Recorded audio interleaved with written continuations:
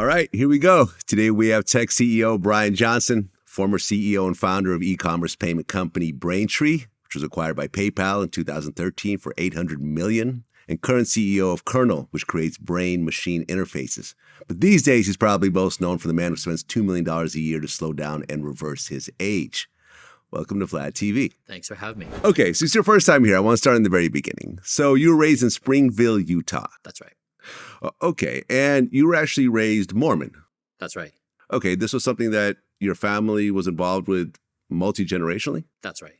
Okay, so what was that like in that kind of environment?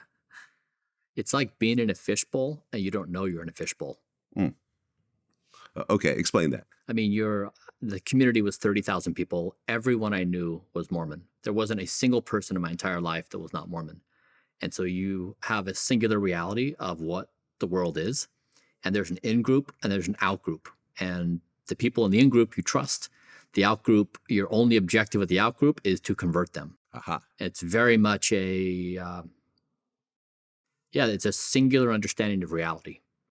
Right, I think for a lot of us, we learned about the Mormon community through shows like Big Love. Mm-hmm. Did you watch that at all? I did. Was that accurate, more or less, or not really? I mean, I suppose there's bits and pieces that may resemble. It wasn't definitely representative of my childhood. Mm-hmm. But I mean, I think it's, unless you've experienced being in a singular community like that, it's very hard for someone to understand what it's like to have a singular reality. Mm-hmm. It's just I really didn't realize the multiple realities of existence until I was in my early 20s. It was like that kind of a shocking thing where I started being exposed to all kinds of ideas and cultures and history and perspectives that were never available to me. Like in your family, did your father have multiple wives or no? No. Okay. No. Were there people in your community that did? No, it's largely a splinter group of the Mormon religious community. Oh, okay. Yeah, like the FLDS.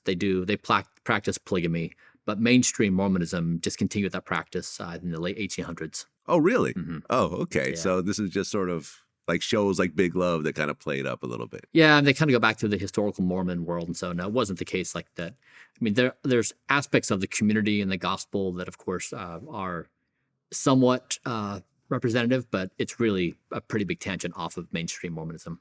Gotcha. Okay, and at 19, because of your religion, you actually became a missionary. That's right. Okay, was this something that you were looking forward to doing? Or is this something you just had to do, so it's like, okay, I'm going to go do it? A little bit of both. If Okay. you're a male in the Mormon church, it's expected of you that you go on a mission and spend the 2 years proselytizing the gospel. Okay, so you went out to Ecuador. That's right. Okay, so you got this kid from Utah that suddenly is thrust in Ecuador trying to convert the people of that community to being a Mormon. That's exactly right. How much of a uphill battle is that? Well, you need to first learn the language, so becoming entirely fluent in Spanish. Oh. And then 2, you're out and about in these given areas, and you work in the community, and you try to share the religion with others. There, it's predominantly Catholicism, which Right. is the dominant religion. And so it's a comparison and contrast of what they understand, and then it's the Mormon representation, and then it's like, join this group because this group is the representative of God. Okay, did you manage to convert anybody when you were out there? I did. How many people would you say? It's hard to say. I mean, there's the introduction to the church, and then there's people who stay with it. I just don't know the duration. It's hard to know really what effect I had, actually. Okay, but a certain number of people actually Yeah. went along with the idea Yeah. and joined the church initially, not to say how long they actually stayed. Okay, was there ever any kind of pushback or people that got a little upset over, who were already, established in their Catholicism and kind of felt a certain type of way of someone trying to convert them? I mean, there's like a few groups of people. Some are just have no interest, like, I'm Catholic, I'm good, carry on. Yeah. Some people are interested in the word of God, which is this generic thing of anyone talking about God is a good thing. There are others who kind of poke around and want to look at the various issues. Then there's other people in other religions that are very strongly, they're devoted to the religion and they want to get into a back and forth. And then there's other religions, which is just tribal warfare, where it's like, I'm going to prove you with the Bible you're wrong and I'm right. Yeah. So like a whole host. But yeah, I mean, it's a pretty aggressive environment in the ideological world where you're trying to engage people and talk about beliefs about God.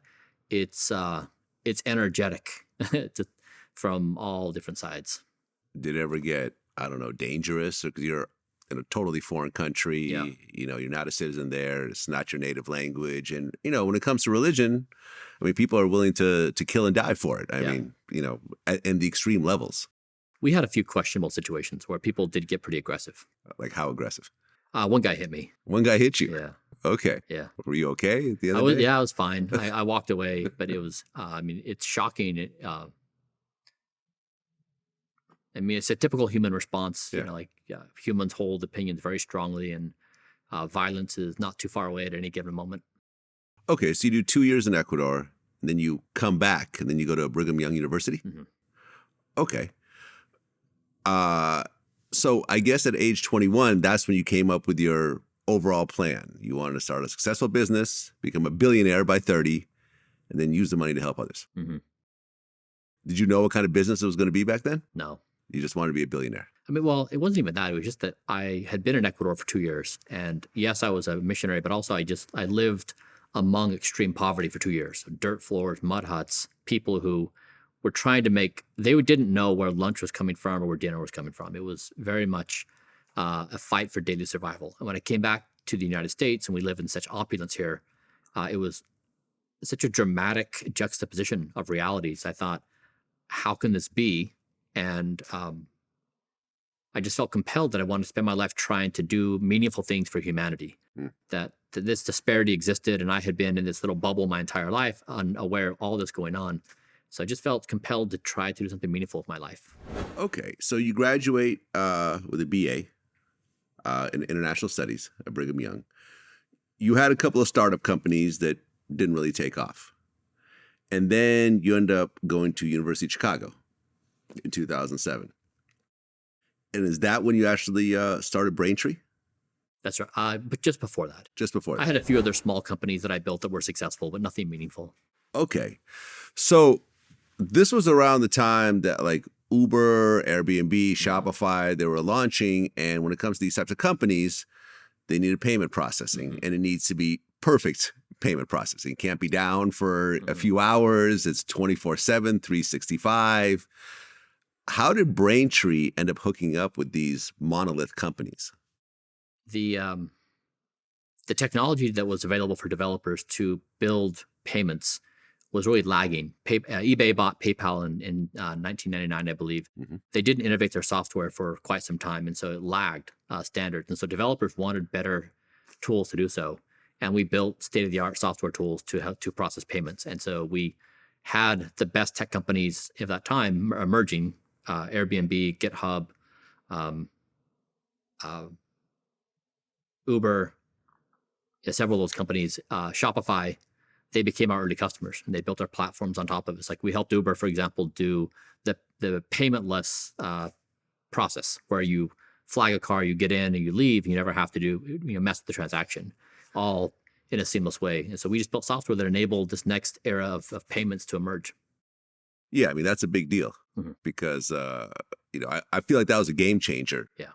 As someone who used Uber pretty much since day one, that was living in New York and was living taxis and had to sit there, and the taxi driver would want you to pay cash and they would argue with you, and to be able to just hop in a car, hop out of a car and do nothing was great. Exactly. And we solved it for them where Uber didn't need to store the credit card. If a company stored credit cards, they had all these compliance obligations because they had this valuable data that could be hacked.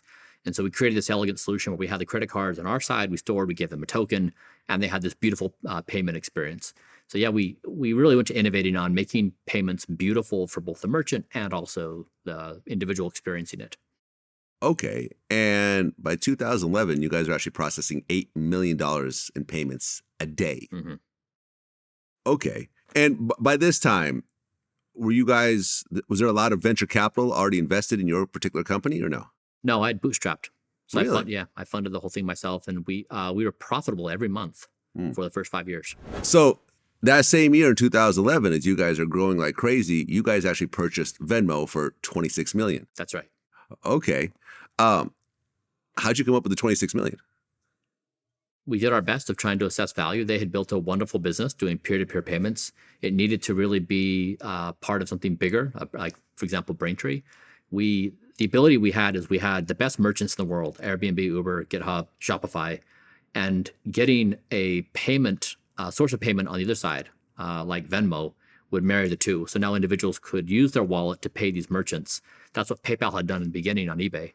And so we were the first payments company to actually marry the merchant and the individual side, which is where that was the holy grail in payments. So that same year that you purchased Venmo, you left the church around that time? I had been leaving the church for almost a decade. Okay.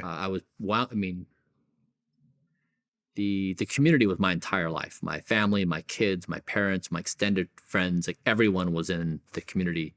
And so to pick up and leave is pretty hard. You kind of break your entire world. Yeah. And so I had been leaving for a decade. It just was never the right time to. I was in the middle of building a company and had a couple of babies and in a relationship, and it's just hard to break those things. Okay. Do you get like excommunicated when you leave officially, or? There's multiple ways to do it. You can just become inactive and not attend.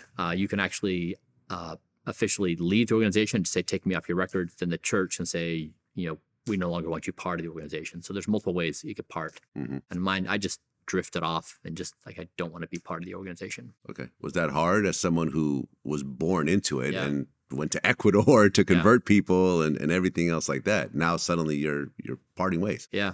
I would say it's potentially the hardest thing I've done in my entire life. Wow. Gotcha. Yeah, I bet.